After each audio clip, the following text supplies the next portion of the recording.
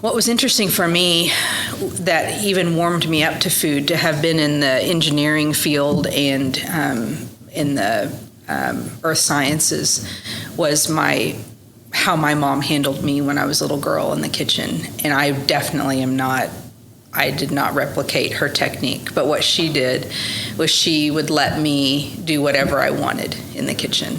And she cleaned up after me. That was like that. If we want to talk about magic, that was the magic stuff. And that I didn't like yard work. So I would, I have one brother, and they were, inevitably you have the day where everybody's having to do yard work, pull weeds, trim the shrubs, mow the grass, whatever. I hate that. I still hate that to this day.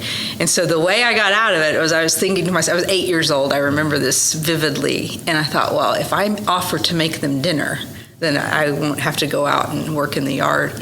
And I said, so hey, can I make dinner? And then you guys would work out there. When you're done, you'll have food, because what else? We have no. And so I opened up that orange Betty Crocker cookbook, and I looked all through it and picked the ham and cheese souffle. I mean, an 8-year-old making a ham and cheese souffle. I'd seen Julia Child do it on my black and white TV, and it seemed like no problem. So I always wanted to know, what did that taste like? So I still remember trashing that kitchen so bad. Flour and eggs and eggshells and grated cheese. It was an absolute bomb of a mess. And I got that souffle in the oven, and I opened the oven when time was up, and the souffle fell. And I think that was all that there was for dinner. That's what I'd made. A couple things stand out to me about that. One, they didn't tell me no.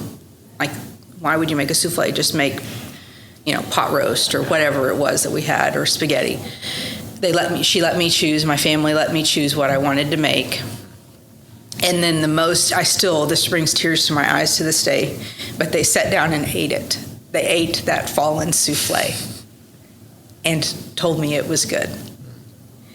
And then my mom, after working out in the yard all afternoon and evening, cleaned up the kitchen by herself.